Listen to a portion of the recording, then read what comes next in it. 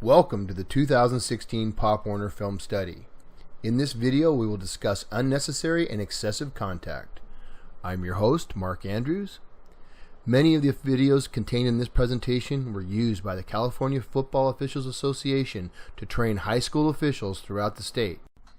All the commentary and opinions expressed were sanctioned by the CFOA Instructional Chairman, the CIF Rules Interpreter, Gary Gilman, Coordinator of Officials for Orange County Pop Warner, and Pierre Bertolino, Orange County Pop Warner Officials Instructional Chairman. Lastly, I'd like to thank Todd Summers, owner of TCS Video and Photo in Newport Beach. We're going to see some excellent footage from Pop Warner games, and Todd provided that. Thanks, Todd. Before we begin our discussion of excessive contact and defenseless players, which are all new concepts, let's talk about fouls that we've always called. These are the dead ball fouls, the fouls away from the play, and those are covered in 943B. No player or non-player shall charge into or throw an opponent to the ground after he is obviously out of the play or after the ball is clearly dead, either in or out of bounds. Now these cover our standard dead ball fouls and fouls behind the play. Let's take a look at some examples. This first example is illustrative of a violation of the first part of 943B.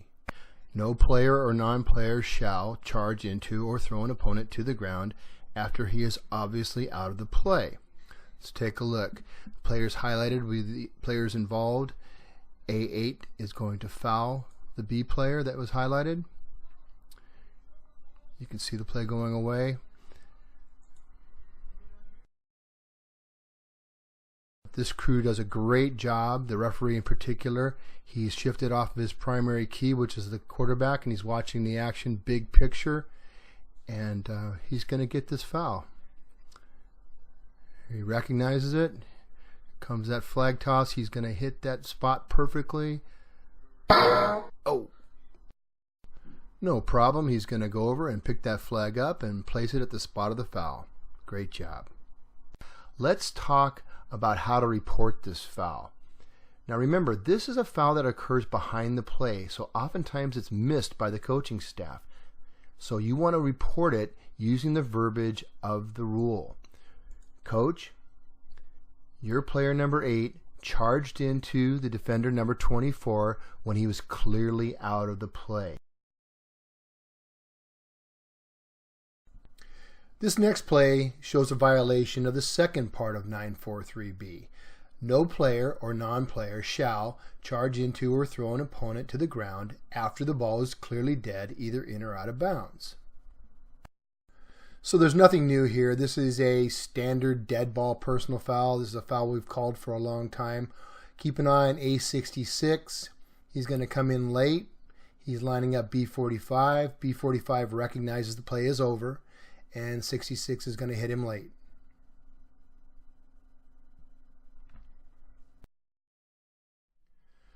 So let's go back to the rule book to discuss Rule 943G.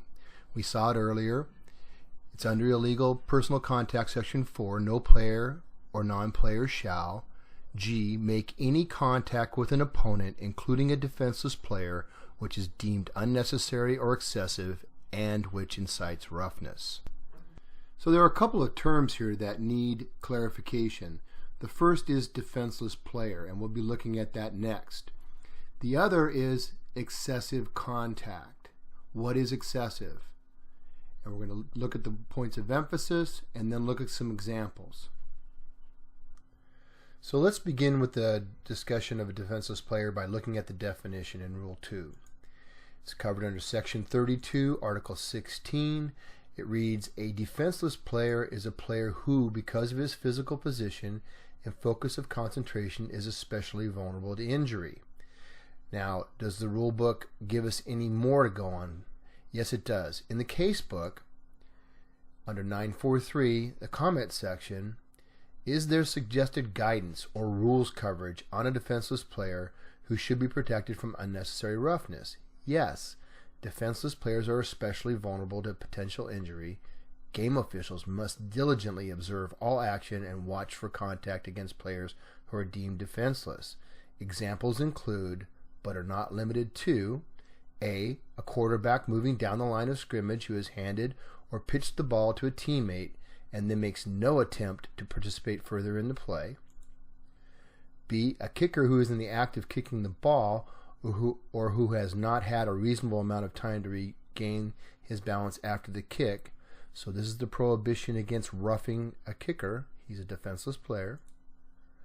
A passer who is in the act of throwing the ball or who has not had a reasonable length of time to participate in the play again after releasing a ball. Again, the prohibition against roughing a passer. A pass receiver whose concentration is on the ball and the contact by the defender is unrelated to attempting to catch the ball. We're going to see examples of this foul later on. E, a pass receiver who has clearly relaxed when he has missed the pass or feels he can no longer catch the pass. Again, we'll be seeing some examples of this one. A kick returner attempting to catch a kick. This is kick-catch interference. A kick receiver who is immediately contacted after touching the ball. A player on the ground. Any player who has relaxed once the ball has become dead. We just saw an example of that in our discussion of 943B. A player who receives a blindside block. Examples of that foul are coming up. A ball carrier already in the grasp of an opponent whose forward progress has been stopped. And lastly, any player who is obviously out of the play. And again, we just saw an example of that. So now that we know what a defenseless player is, let's take a look at why that's important. Back to 943G. No player or non-player shall make any other contact with an opponent, including a defenseless player, which is deemed unnecessary or excessive. What's excessive? That's covered in the points of emphasis. Second paragraph. Considering this potential for serious injury, it is critical that those situations involving unnecessary or excessive contact on players are eliminated whether or not the contact is otherwise deemed legal. What does that mean? Otherwise deemed legal. In other words, a hit that would bring a runner down, a legal hit, could be deemed illegal against a defenseless player. A block that would be deemed legal against a non-defenseless player could be deemed illegal against a defenseless player. Read on. While unnecessary or excessive contact can occur between any players, special attention must be given to those players whose focus of concentration makes them especially vulnerable to injury. Where have we heard that before? Rule 2. A defenseless player is a player who, because of his physical position and focus of concentration, is especially vulnerable to injury. So based on the points of emphasis and 943G, we are going to focus our attention on excessive contact fouls that involve defenseless players. Up first are blindside blocks. This first example of a personal foul for excessive contact on a blindside block comes on a broken play. We've noticed while reviewing film that blindside blocks often occur when a runner reverses field. Broken plays, scrimmage kicks, and interceptions are plays that lend themselves to a reversal of field, and officials should anticipate the possibility of a blindside block in those situations. A3 at the bottom of the screen is going to come back and block B11. The block is not high enough to be targeting, but the contact is excessive and therefore a foul. Let's watch this from another angle and break down the components that make up this foul. There's B11. His focus is clearly on the quarterback, therefore he satisfies the definition of a defenseless player. Now we are going to see A3's block. This block could have been initiated with the blocker's hands and the block would still have been successful, yet done so in a safe and legal manner.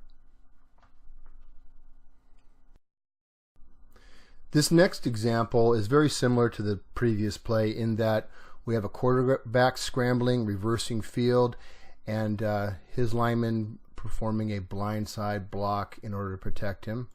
Let's take a look from the side. We're going to see the players involved coming up. That is A51 going to block B85. We're going to watch it in real time. You don't get a real good sense there of how extreme this block is, but in the next clip I think you will get a real good idea of the severity of this block. So same play, quarterback A5 reversing field. Here we see the two players involved. You can see B85 pursuing the quarterback. He's quite a bit behind him. He has his focus on the quarterback and is by definition defenseless. I'm going to run it in slow motion so you can see the actions of A51. He comes in underneath, dips. That's a questionable targeting call. I would say he hit him in the chest, not above the shoulders. But it really doesn't matter. Okay? If you're in doubt, simply rule this excessive contact. Don't go to targeting. It's the same foul in terms of a penalty. Now, NFHS has stated that this type of block is excessive, but if it was performed with the hands, and I think we can make an argument that the hands would have been just as successful a block without the shoulder dip, this would have been a legal block. This last example of a personal foul for excessive contact on a blindside block is on a scrimmage kick. And unlike the other plays, there is no reverse of field, but the player that commits the blindside block has a long run up to the K player, and he decides to hit him with the shoulder contact. Let's take a look. Now ask yourself if he could have accomplished the same result without the shoulder. There's the two players involved, R7 and K52. K52 has got his focus on the receiver, and by definition he is a defenseless player. Okay, let's run that back.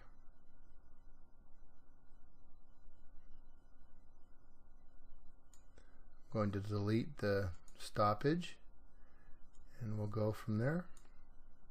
I want you to look at it in real time.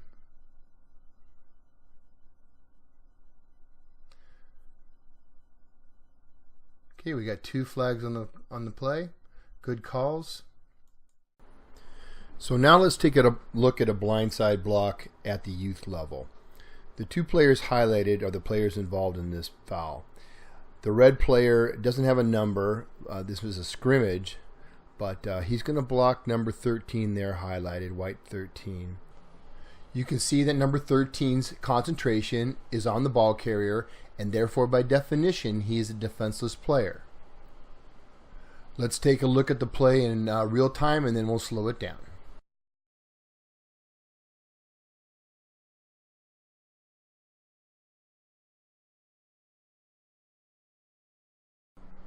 As you watch this again, ask yourself, is the player defenseless? The answer is yes. And does the hit meet the criteria for excessive? In other words, does he use his hands to block the player? Now his hands are involved, but they're close to the chest and there's no extension of the hands. This is basically a blow with the hands in the chest. This is an excessive contact foul.